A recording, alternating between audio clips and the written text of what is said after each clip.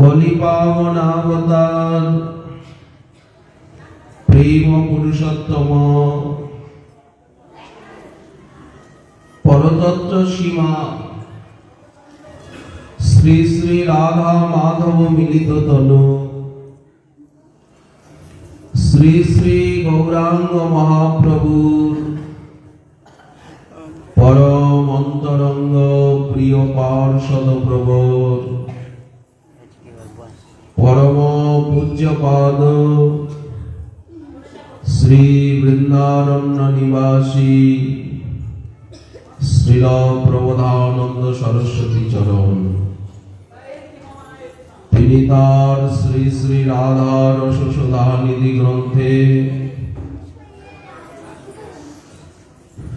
ষষ্ঠ সংখ্যক শ্লোকে রাধারানী নিকুঞ্জ দেবী এবং কন্দর্প কোটি স্বরে মূর্ছিত শ্রীমান নন্দনন্দনের সঞ্জীবনী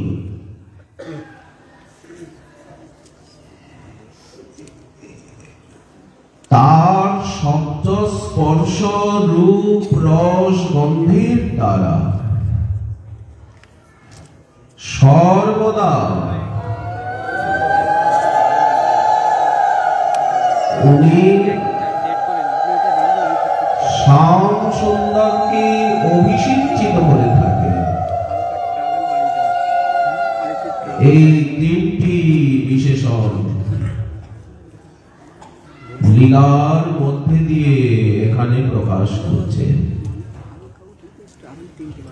দিব্য প্রমোদ রসসার নিজাঙ্গ সঙ্গ রাধারানীর শ্রীঅঙ্গের স্পর্শ আনন্দ ঘন রসসার দিব্য প্রমোদ রসসার বিশেষণ দিচ্ছেন। রাধারানীর অঙ্গ সঙ্গ কেমন? দিব্য আনন্দ রসসার রূপ। সেই সুধা তরঙ্গ সমূহের দ্বারা সর্বতভাবে অভিষেচয়ন্তি অভিষিক্ত করেন। যেমন ঠাকুরের অভিষেক হয় পঞ্চামৃতে পঞ্চগব্যে সর্বৌষধি মহৌষধি তীর্থবাদী সহস্রধারায় শঙ্খোদকে, তেমনি রাধারানী সর্বদা শ্যাম সুন্দরকে অভিষিক্ত করছেন লীলার ভূমিতে। রাধারানীর বিরহে কন্দর্প কোটি স্বর মূর্ছিত নন্দ সুর, কোটি কোটি কন্দর্প স্বরে মূর্ছিত যে নন্দনন্দন,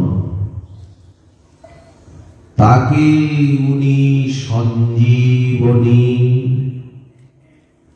সঞ্জীবিত করছেন। এইরূপ কোন অনির্বচনীয়,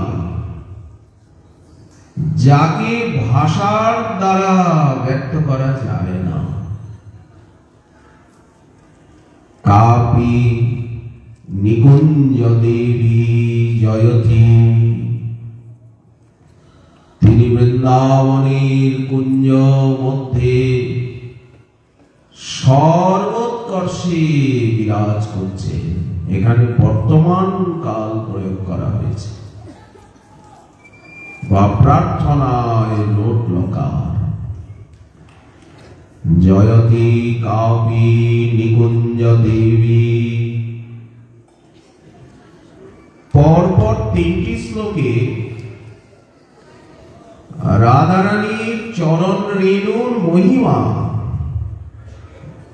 ইতিপূর্বে কীর্তন করলেন।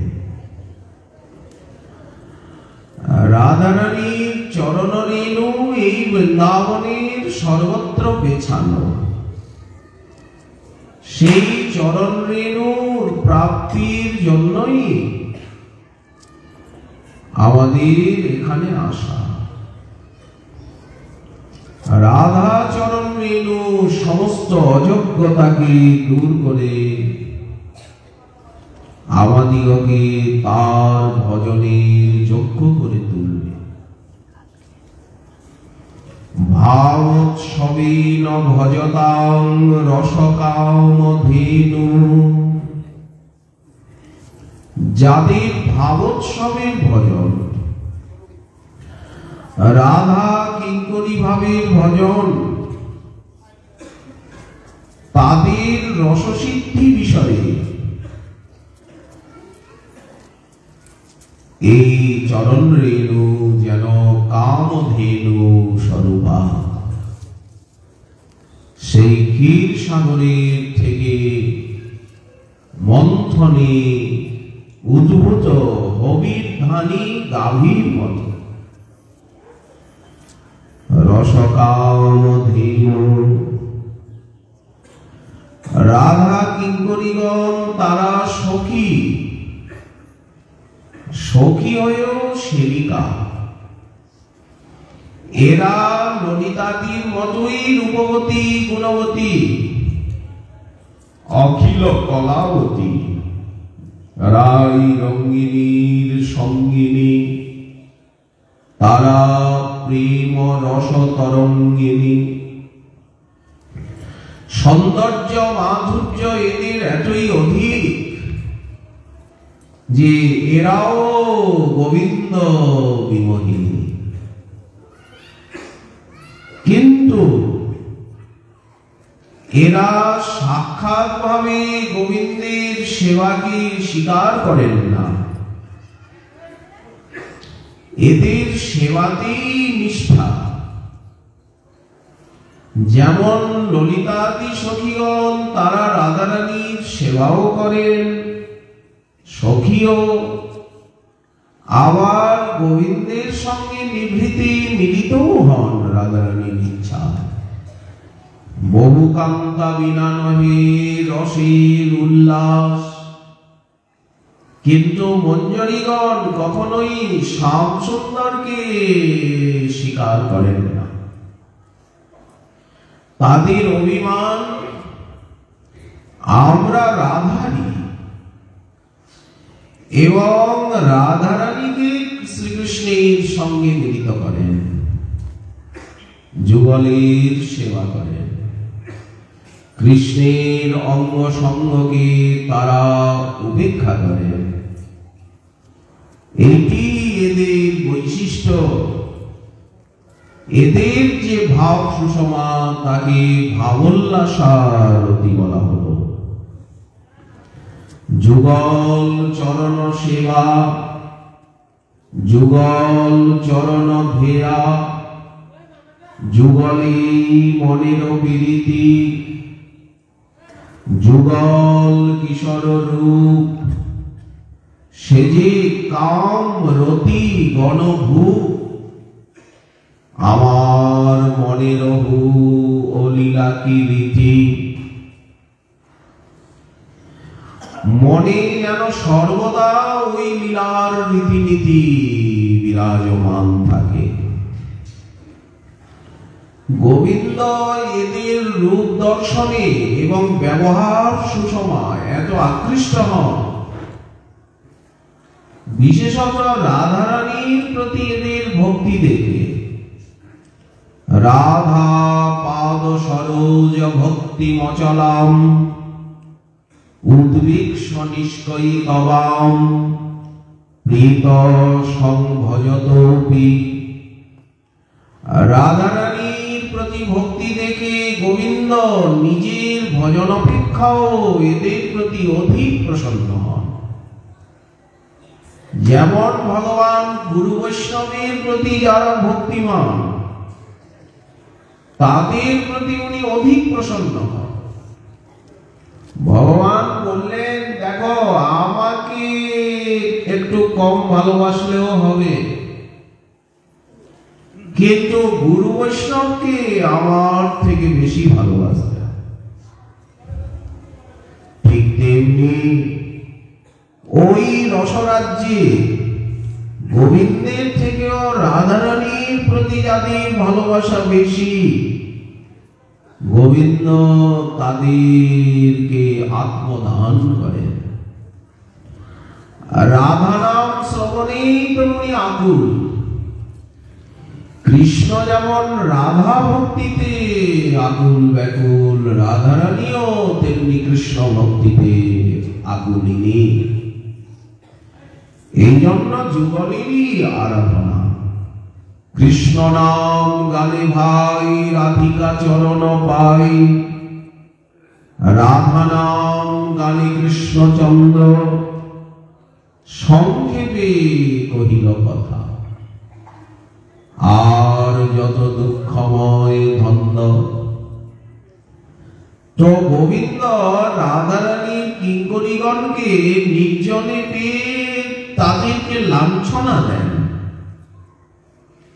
লজ্জা দেন। রাধারানীর সামনেও ওদেরকে আলিঙ্গন করতে যান। মা আলিঙ্গতি, ওরা পালিয়ে যায়।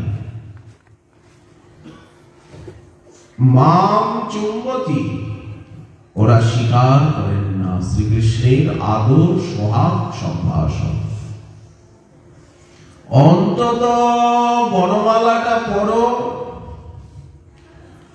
গোবিন্দের প্রসাদী মালা ওরা সরাসরি স্বীকার করে না,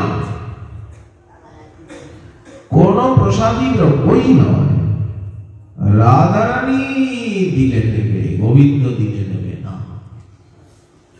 বলুন তো কি একগুঁয়েমি? বলেন না এটা নিষ্ঠা।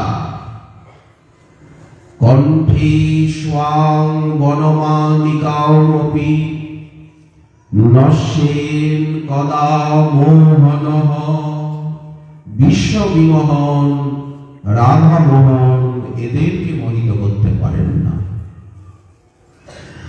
রাধারানীকে রাধা মোহন মোহিত করেন, কিন্তু এই মোহন কিঙ্করীগণকে মোহিত করতে পারেন না। এদের প্রেমই এই প্রকার। এরা সখী হয়ে দাসী, দাসী হয়ে সখী। দাস্যরসের ভিতর দিয়ে সখ্যরসের আস্বাদন, এমনকি বাৎসল্য রসের সঙ্গে মধুর রসের যে বিরোধ রসশাস্ত্রকারগণ বলেন, কিন্তু দাসীগণের জন্য রাধারানীর ভাণ্ডারে বাৎসল্য রসেরও অভাব নেই। রাধারানী এদেরকে কোলে নিয়ে কত আদর সোহাগ করেন। নিজের অলঙ্কারে এদেরকে ভূষিত করেন, নিজের প্রসাদী বসন ভূষণ এদেরকে সেবায় প্রসন্ন হয়ে সমর্পণ করেন, বুকে জড়িয়ে ধরেন। এইভাবে বাৎসল্য রসের আস্বাদন রাধারানীর কাছের থেকে এরা প্রাপ্ত হন। একাধারে দাস্যরস, সখ্যরস, বাৎসল্য রস এবং সর্বোপরি মধুর রসের আস্বাদন শৃঙ্গার রসের ভূমিতে রাধারানী তার পুরো আনন্দানুভূতি কিঙ্করীগণের ভিতরে ঢেলে দেন। এই জন্য রাধা কিঙ্করীগণের যে পরাসিদ্ধি, সেই সিদ্ধি লাভ বিষয়ে কামধেনু স্বরূপ শ্রী রাধার পদরেণু। ভাবোৎসবেন ভজতাং রসকামধেনু। যারা বৃন্দাবন ধামকে আশ্রয় করে রাধা পদরেণুর আরাধনা করেন, তারা রাধারানীর চরণ পেয়ে ধন্য হও। জয় জয় রাধা পদ, রেণু কণা যে সম্পদ, মহজ্জল মহারত্ন খনি, চরণ পরাগ কণা, শিরে ধরি ব্রজাঙ্গনা, মনজ্ঞ গুণেতে হইলা ধনী। ওই চরণ রেণু মস্তকে ধারণ করি ব্রজাঙ্গনাগণ তারা কৃষ্ণ সেবার উপযুক্ত মনজ্ঞ গুণাবলী প্রাপ্ত হলেন। কাম্যং পদং প্রিয় গুণৈর অপিপিচ্ছ মৌলে, রূপে গুণে ডগমগী, প্রেম পুষ্টা যত গোপী, পিচ্ছমৌলি গোবিন্দ বাঞ্ছিত, রাধিকা চরণ রেণু ভূষণ করিয়া তনু, তারা সেবা সুখ ভুঞ্জে অবিরত। এই জগতে যে সুখ, সেটা হচ্ছে বিষয় ভোগজনিত সুখ, কমই হোক আর বেশি হোক, নাই বা হোক। আর ওই জগতে যে সুখ, সেটি হচ্ছে অপ্রাকৃত, নিত্য, অখণ্ড, এবং সেটি হচ্ছে সেবা সুখ। সেবা করি সুখ দিব, সেবা সুখের অনুভব। এই জগতেও দেখা যায় যারা উদার চেতা ব্যক্তি, তারা লোকের উপকার করে, লোককে খাইয়ে, দুঃখীর দুঃখ দূর করে যে আনন্দ পান, সেটা নিজের সুখে পান না। এদেরকেই তো ভদ্র বলা হয়, এদেরকেই তো প্রকৃত মানুষ বলা হয়, যারা পরের দুঃখে দুঃখী, পরের সুখে সুখী। নিজের সুখ দুঃখের অনুভব তো কম বেশি সবারই আছে, এটা কি বড় কথা। যিনি মহাপ্রভু বললেন হরিদাস, যিনি শতজনকে খাইয়ে খান উনি বড়, যা না যিনি একা খান তিনি বড়। জগৎ কি বলে? যিনি নিজে উদ্ধারের চেষ্টা করেন উনি বড়, না যিনি সকলকে নিয়ে এগোতে চান তিনি বড়। কার মনটা মহান, হৃদয় কার বড়? তো এই জগতেও সেবা সুখের প্রচার রয়েছে। সেবার আনন্দ যারা পাননি, তাদেরকে তো ভাষা দিয়ে বোঝানো যাবে না। আসলে কিন্তু জগৎটা ভাষার বাইরে। আমরা যতই বলি না কেন, ভাষা আমাদেরকে কিছুটা জ্ঞান প্রদান করবে, কিছুটা রাস্তা দেখাবে, হাতে ধরে এগিয়ে নিয়ে যাবে।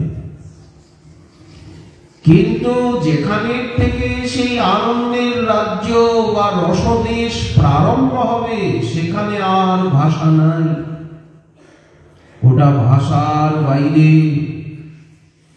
ইঙ্গিতে বুঝব সব কাজ, আনন্দকে ভাষায় ব্যক্ত করা যায় না।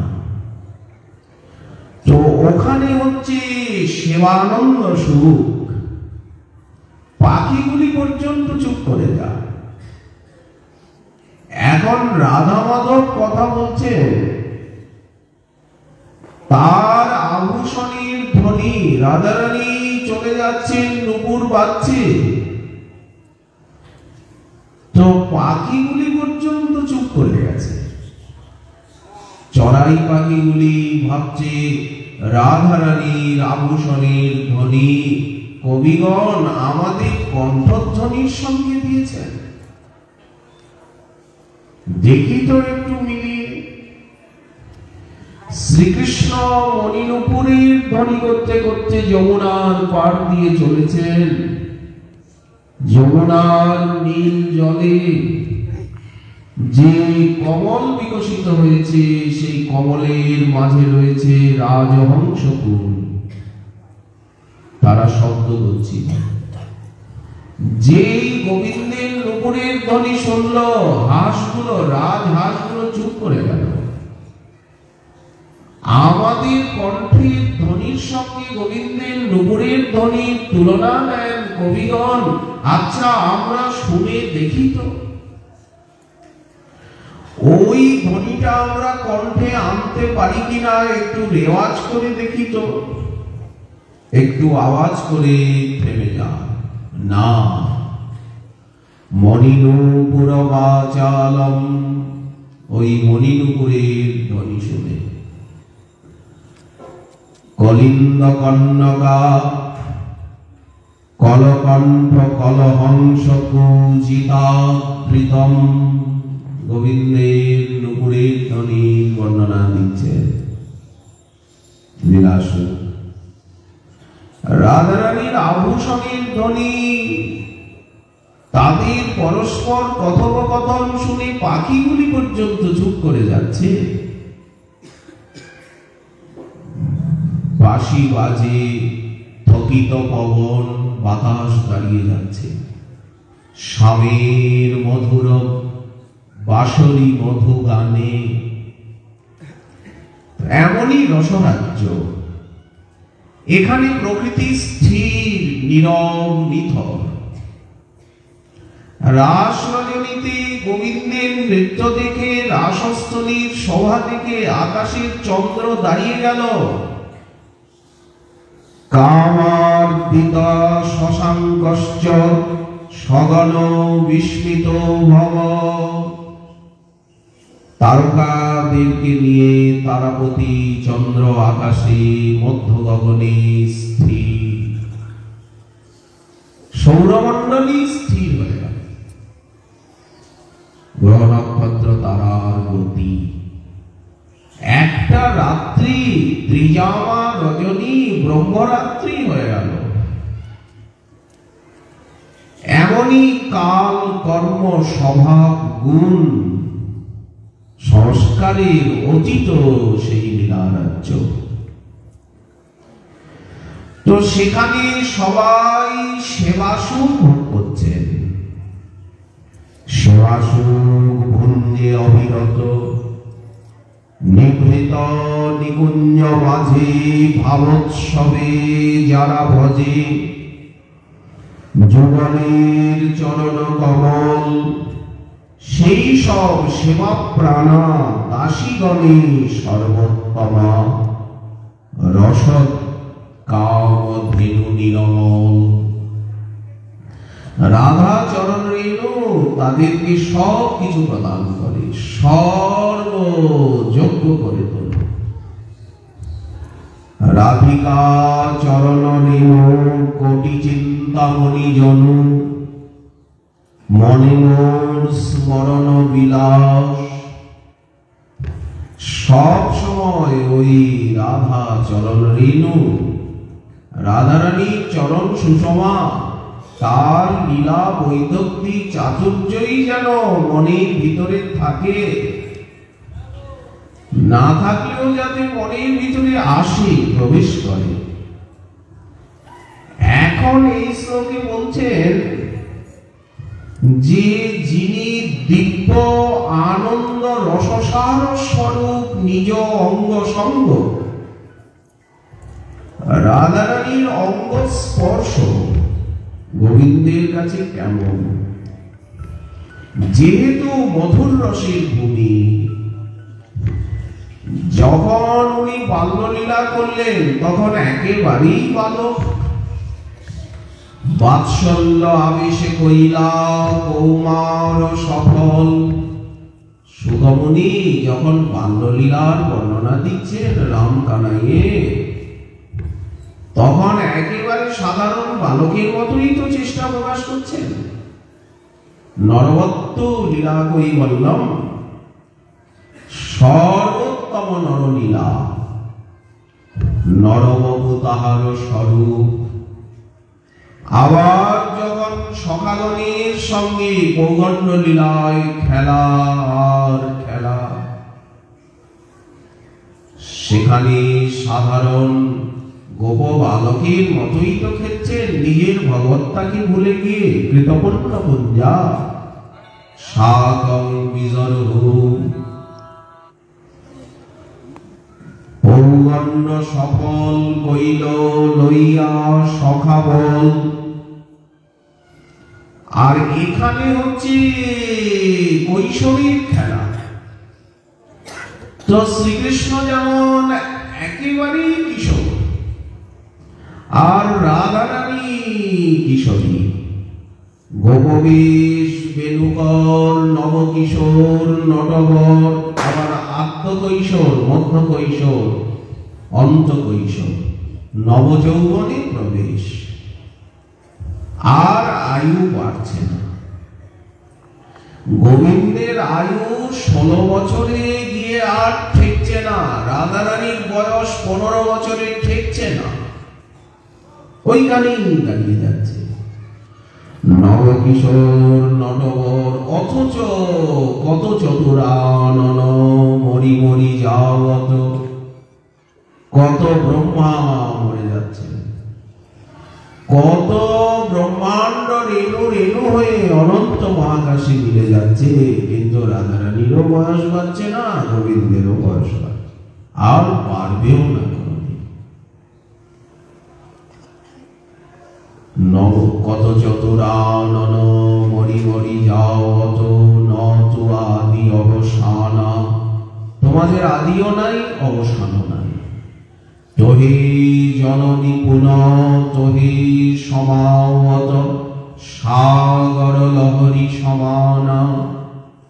অনাদিকাল থেকে অনন্তকাল এই নবকিশোর নবকিশোরী হয়ে তাদের লীলা চলছে। গোপবেশ, বেণুকর, নবকিশোর, নটবর, নরলীলার হয় অনুরূপ। যোগমায়া চিৎ শক্তি বিশুদ্ধ সত্য পরিণতি। বিশুদ্ধ সত্য পরিণতি হচ্ছে চিৎ শক্তি যোগমায়া। ইনি দুর্গা নন, ইনি হচ্ছেন বিশুদ্ধ সত্য পরিণতি, চিৎ শক্তি। এনাকেই লীলা শক্তি বলা হচ্ছে। আবার এই লীলা শক্তির মূর্তি হচ্ছেন বৃন্দাদেবী, বাইরে তুলসী। এইভাবেই তারা লীলার প্রদেশে সেবা করছে। লীলা বিধানা কিল কৃষ্ণ শক্তি তস্যৈব মূর্তি তুলসী নৃলোকে। রাধা মাধবের এই লীলায় কোন দেবদেবীর ভূমিকা নেই। এই জন্য মহামায়া এবং যোগমায়াকে সর্বদা আলাদা বা পৃথক বলেই জানতে হবে। মহামায়া হচ্ছেন মায়া শক্তি, আর যোগমায়া হচ্ছেন বিশুদ্ধ সত্য পরিণতি চিৎ শক্তি, লীলা শক্তি। এনার সঙ্গে ওনার কোন সম্বন্ধ নেই। তবে হ্যাঁ, ইনিও শক্তি উনিও শক্তি, সেই শক্তি অংশে উনিও সেবিকা ইনিও সেবিকা, একটা সাদৃশ্য বিদ্যমান, এতটুকুই। এই জন্য আমাদের পৃথক ভাবে মহামায়ার কোনো আরাধনা নেই, বা যোগমায়ার আরাধনারও কোনো প্রয়োজন নেই। রাধা মাধবের আরাধনা করলেই সমস্ত আরাধনার সিদ্ধি হবে। মহাজন সেটাই দেখালেন। তার শক্তি লোকে দেখাইতে এরূপ রতন ভক্তগণের গূঢ়ধন প্রকট কইলা নিত্য লীলা হইতে।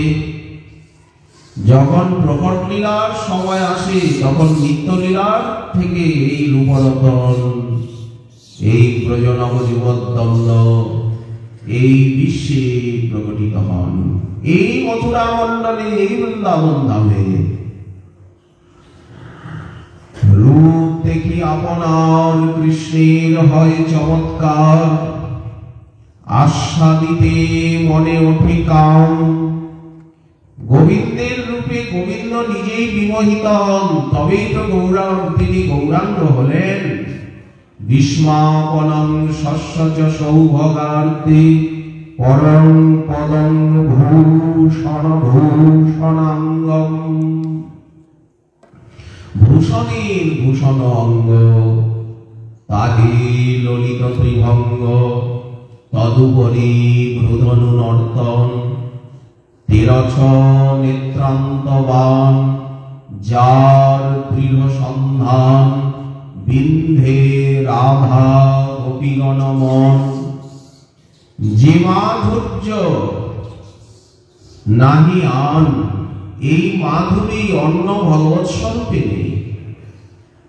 রাম, নৃসিংহ, বামন, বরাহ আদি ভগবৎ স্বরূপ মধুময়, মধু ব্রহ্মেরই নানা লীলাবতার। কিন্তু এ মাধুর্য নাহি নারায়ণে, তার সাক্ষী সেই রমা, নারায়ণের প্রিয়তমা।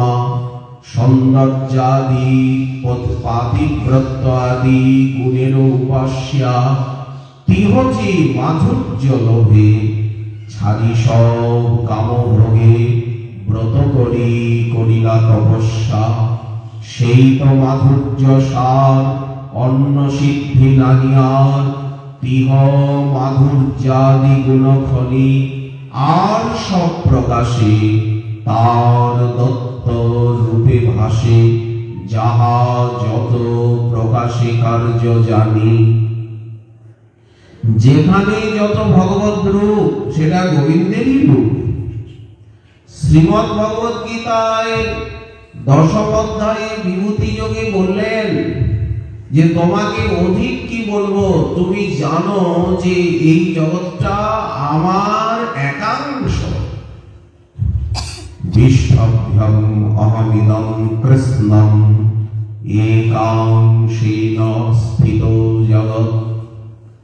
তাহলে অনন্ত কোটি ব্রহ্মাণ্ড বা এই ব্রহ্মাণ্ড গোবিন্দের বিভূতির একাংশ, একাংশে তিনি এই জগৎ রূপে বিরাজিত। তাহলে সেই রাজ্য কেমন? এমন যে আনন্দ ঘন রসসিন্ধু গোবিন্দ, সেই গোবিন্দকে যিনি আনন্দ রস সাররূপ নিজ অঙ্গ সঙ্গ সুধা তরঙ্গ সমূহ দ্বারা সর্বতভাবে অভিষিক্ত করত, আর কোটি কন্দর্পস্বরে মূর্ছিত নন্দনন্দনকে ক্ষণে ক্ষণে সঞ্জীবিত করছেন। এইরূপ অনির্বচনীয়া নিকুঞ্জ দেবী তিনি এই বৃন্দাবনের সীমানাতে সর্বোৎকর্ষে বিরাজ করছেন। ওনারই ঐশ্বর্য মাধুর্য গোবিন্দকে ক্ষণে ক্ষণে ছাপিয়ে তুলেছে। সঞ্জীবনী জয়তি কাপি নিকুঞ্জ দেবী। এই যে রাধা কিঙ্করীগণ এইভাবেই অনুভব করেন রাধা রানীকে। যারা বহির্মণ্ডলে রয়েছেন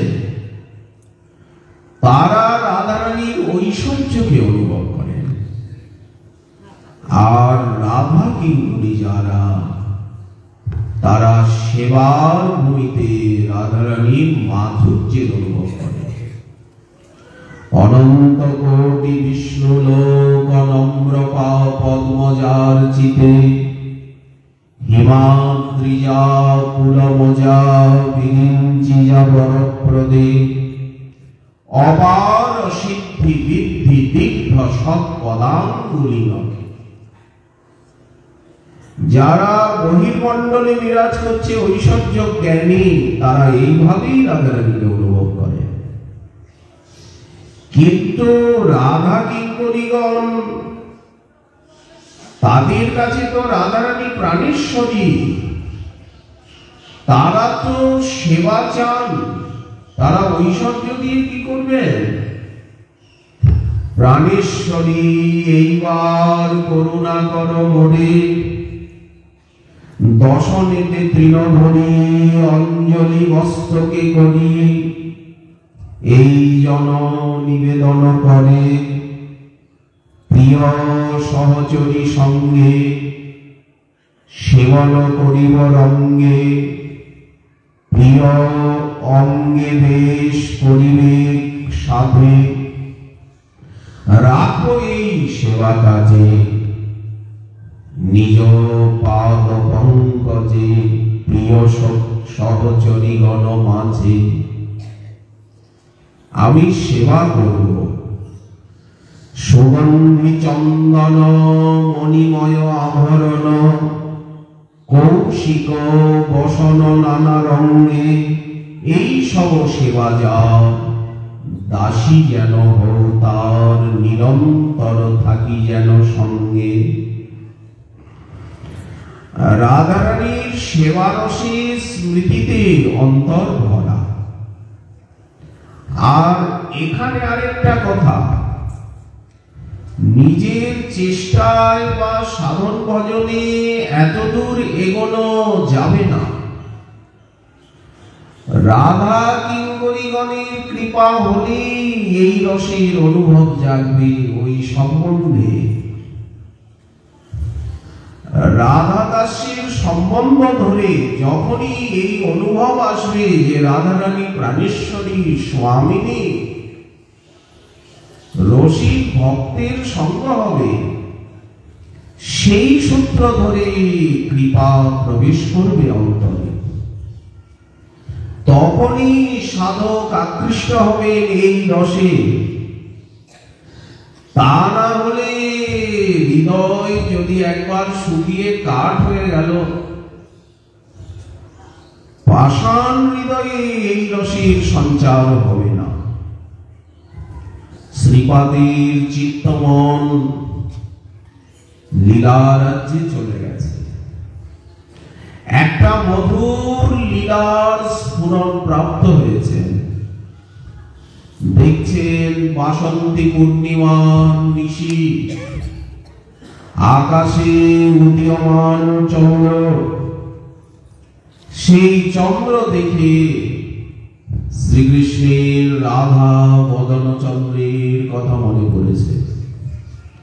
তিনি সঙ্গোপনে ব্রজসুন্দরীগণের চিত্তাকর্ষক মোহন বংশীনাদ করছে। বংশীনাদের বিপুল আকর্ষণে ব্রজসুন্দরীগণ বংশীধারীর নিকটে সমাগত হয়েছে। যমুনার পরিসল পুলিন কর্পূর চূর্ণের মতো বালু, সেখানে নাচ গানের আসর কালিন্দী পুলিনাঙ্গনে। গোবিন্দ ব্রজবালাগণের সঙ্গে নাচছেন, গাইছেন। শ্লিষ্যতি কামপি চুম্বতি কামপি রময়তি কামপি রামাম। হরি কাউকে আলিঙ্গন করছেন, কারো স্কন্ধে বাহু অর্পণ করছেন, কারো সঙ্গে বিহার করছেন। নাচ গান মণ্ডলী বন্ধে গোপীগণ করেন নর্তন। মধ্যে রাধা সহ নাচে ব্রজেন্দ্র নন্দন। চারিদিকে সাদা সাদা, আকাশে শুভ্র চাঁদের আলো আলো উদয়। চন্দ্র জ্যোৎস্নাও সাদা, যমুনা পুলিনও সাদা। বনে বনে মল্লিকা মালতী কুসুম বিকশিত হয়েছে, তাও সাদা। গোবিন্দ শ্বেত পোশাক পরেছেন, শ্বেত মালা। রাধারানী এবং ব্রজাঙ্গনাগণ সকলে শ্বেত রূপসজ্জায় বিভূষিত, সব সাদা আর সাদা। রাধারানী দেখছেন যে শ্যাম সুন্দর সকলের সঙ্গে সমান ব্যবহার করছেন। তাহলে আমার প্রেমের বিশেষতা কি রইল? সাধারণ প্রেম দেখি সর্বত্র সমতা, রাধার কুটিল প্রেমে হইল মমতা।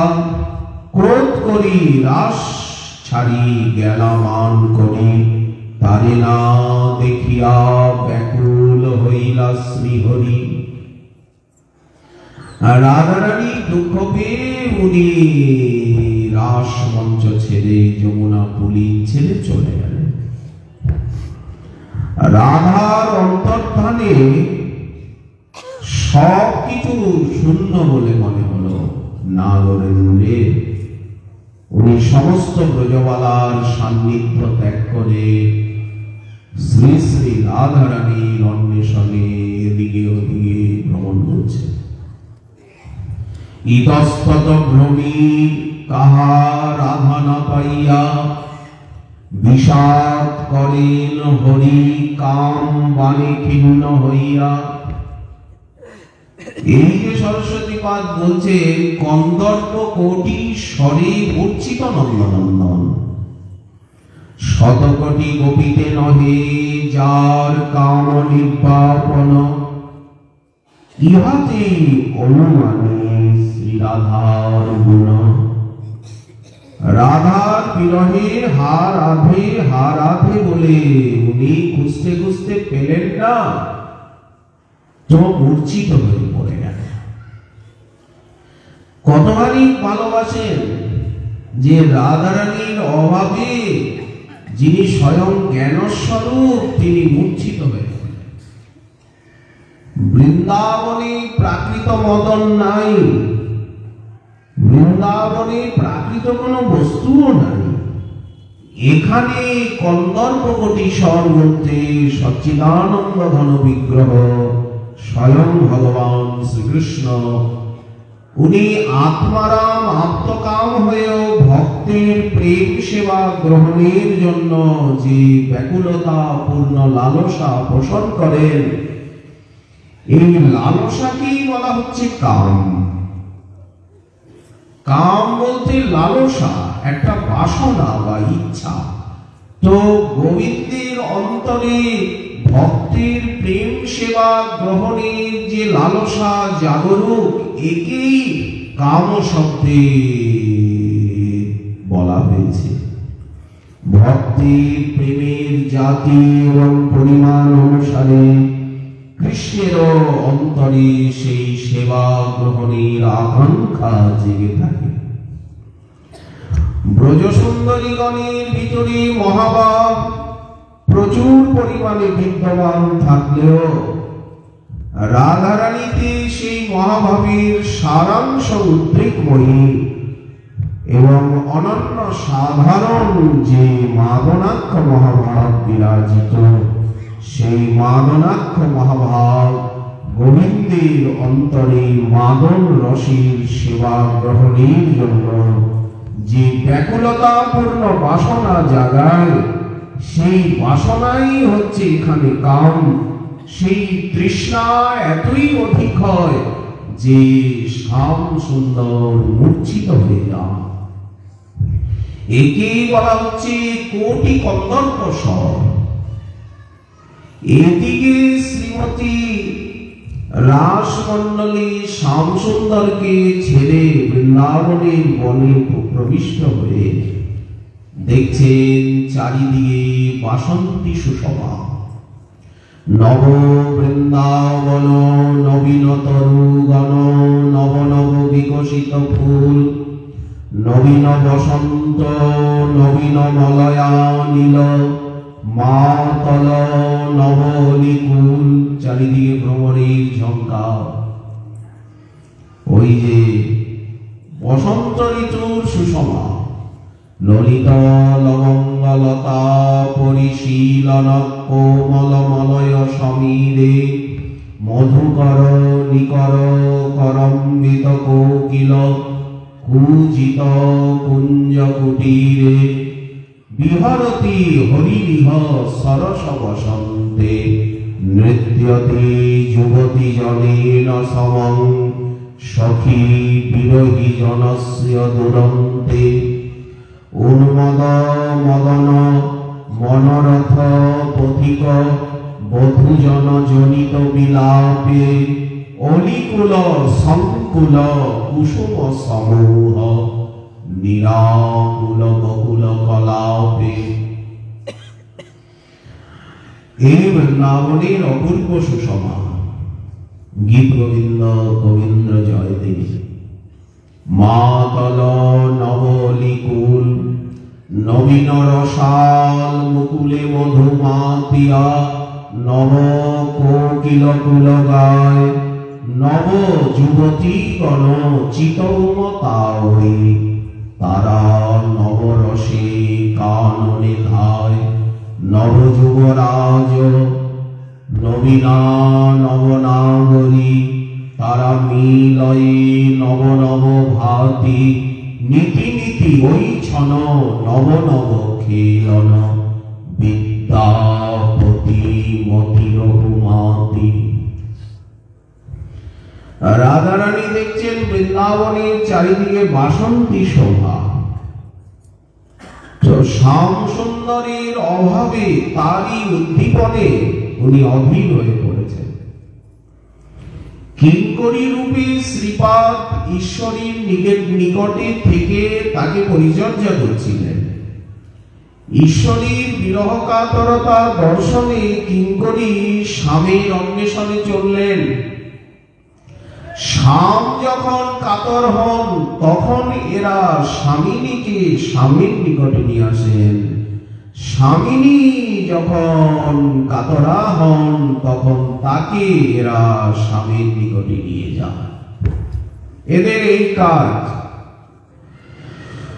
তো দেখছেন নাগরেন্দ্র ধীর সমীরে মূর্ছিত হয়ে পড়ে আছেন রাধার বিরহে।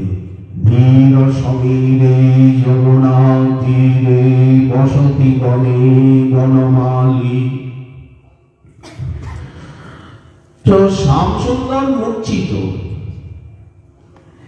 এখন শ্রীমতীর নিকটে শ্যাম সুন্দরীর মূর্ছার কথা জানিয়ে আর শ্যাম সুন্দরীর নিকটে নিয়ে যাচ্ছেন স্বামীকে। যখন দেখে এলেন ও মূর্ছিত হয়ে পড়ে আছে নির্জন বনান্তে, রাধারানীকে খুঁজে না পেয়ে মূর্ছা এসে গেছে দুঃখে ব্যথায় বেদনা। তখন রাধারানীর কাছে এসে বলছেন বহতি মলয় সমীরে মদনম উপনিধায় স্ফুটতি কুসুমনি করে বিরহী হৃদয় দলনায়। দেখো না মলয় কমল বইছে, কুসুম কিভাবে বিকশিত হয়েছে বিরহী জনের হৃদয়কে দলন করতে। সখী হে শীলতি তব বিরহে বনমালী। বনমালী তোমার বিরহে কষ্ট পাচ্ছে। দহতি শিশির ময়ূখে মরণম অনুকরতে। শিশির বিন্দু, শীতল শিশির বিন্দু একেবারে বাণীর মতো শরীরে বিদ্ধ হচ্ছে। পদতি মদন বিশিখে বিলপতি বিকল তরতি ধন ধনতি মধুপ সমূহে শ্রবণম অপি দধাতি। ভ্রমণীর গুঞ্জা শ্যাম সুন্দরীর কাছে বজ্রপাতের মতো বলে মনে হচ্ছে। বিরহ এমন একটা জিনিস, বিরহে চন্দ্র জ্যোৎস্নাকেও আগুনের মতো বলে মনে হয়। সবকিছু উলট পালট হয়ে যায়। মনসী কলিত বিরহে নিশি নিশি মুপরুজতি।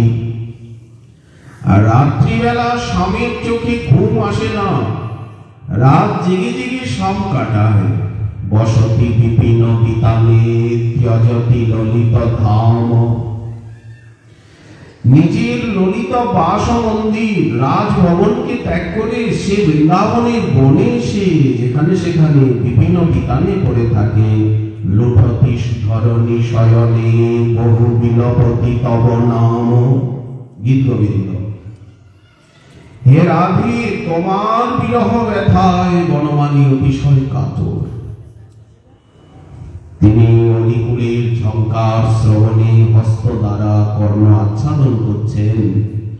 তোমার বিরহে মৃতপ্রায় হয়েছেন, চন্দ্র কিরণমালা স্পর্শে ওনার কষ্ট হচ্ছে। এই নিশীথে তার বিরহ বেদনা আরো সমধিক বর্ধিত হচ্ছে। এক ক্ষণকাল তুমি না থাকলে তার কাটানো অসহনীয় বলে মনে হচ্ছে। সুখের আলোয়কে পরিত্যাগ করে কণ্টকাকীর্ণ বন্য প্রদেশে উনি লুণ্ঠিত হচ্ছেন। তোমার নাম নিয়ে আর বহুতর বিলাপ করছে। তুমি চলো, শ্যামসুন্দরীর বিরহ জ্বালাকে অপনোদনের জন্য শ্রীমতীকে প্রবল প্রেরণা দিয়ে উৎসাহ দান করে তাকে উৎকণ্ঠিতা করে আর কিঙ্করী নিয়ে গেলেন।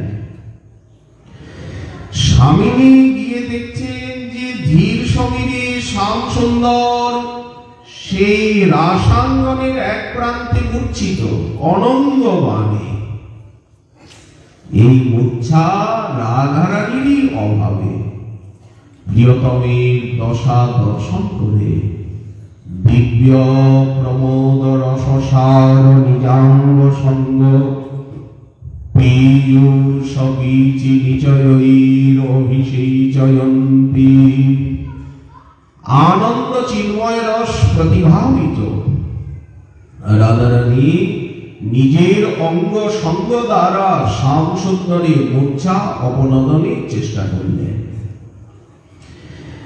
প্রেমের পরমসার মহাভাব জানি সেই মহাভাব স্বরূপা শ্রী রাধা ঠাকুরানী। রাধারানীর কর্ণলিত সেই মাদন রসসিন্ধুর তরঙ্গাবলীর আঘাতেই তো মূর্ছিত হয়েছেন নায়ক। রাধারানী করলেন কি, মূর্ছিত শ্যামসুন্দরকে তার বাহু মৃণাল দ্বারা আবদ্ধ করে শ্যামসুন্দরকে আলিঙ্গন করলেন এবং অধরামৃত সেচনের দ্বারা বদন কমলে তাকে উনি সঞ্জীবিত করছেন।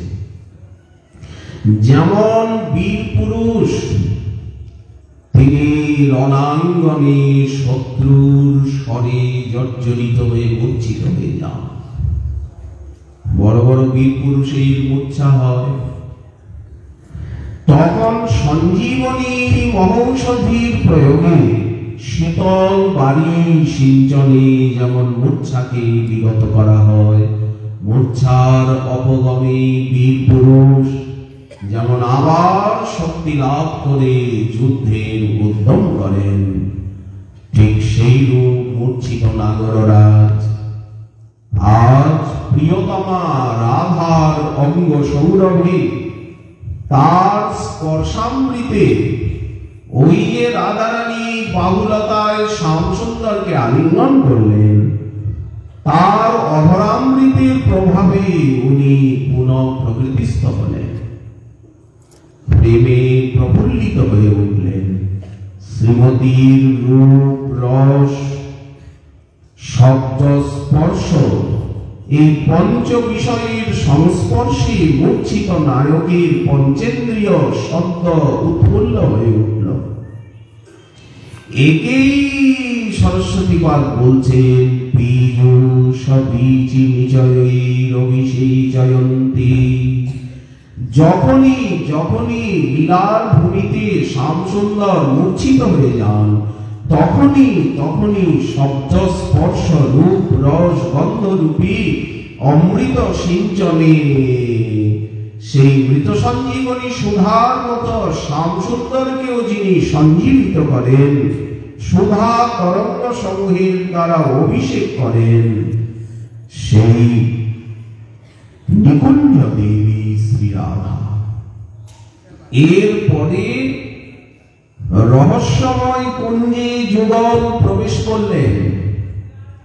সেখানে ভাবী বিলাসের অনুভব প্রাপ্ত হয়ে দাসীগণ বিলাস কুঞ্জটি সাজিয়ে রেখেছেন।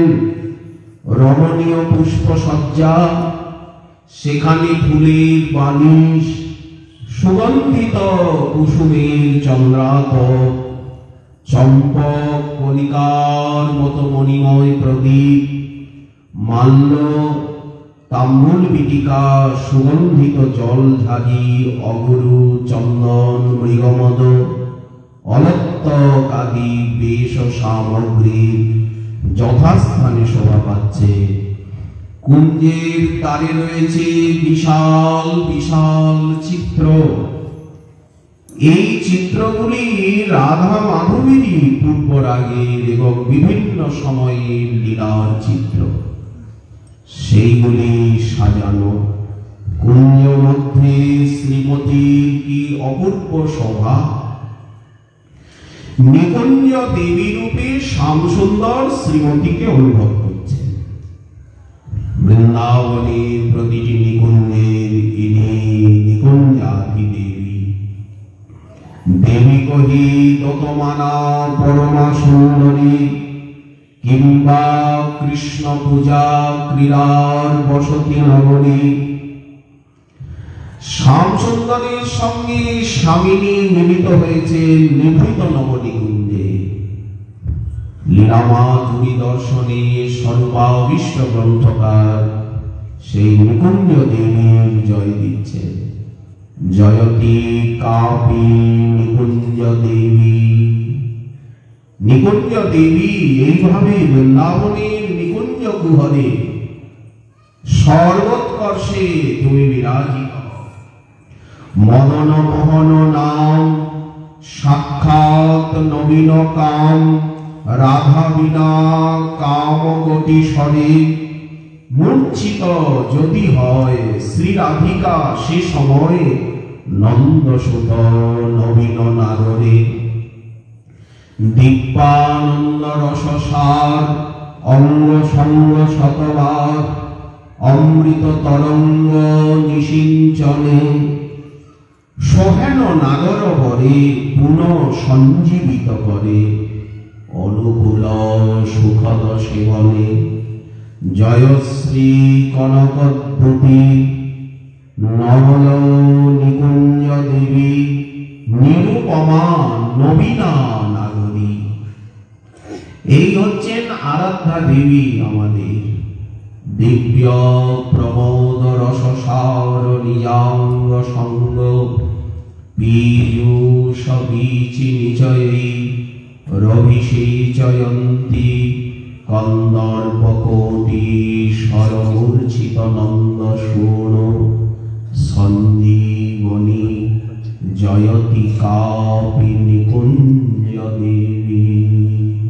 শ্রীমন মহাপ্রভুর কৃপা হলে আগামীকাল আবার ওই বিষয়ে আশা দলের আকাঙ্ক্ষা। আজকে আমাদের ভাগবতী কথা এইখানে দেওয়া হলো।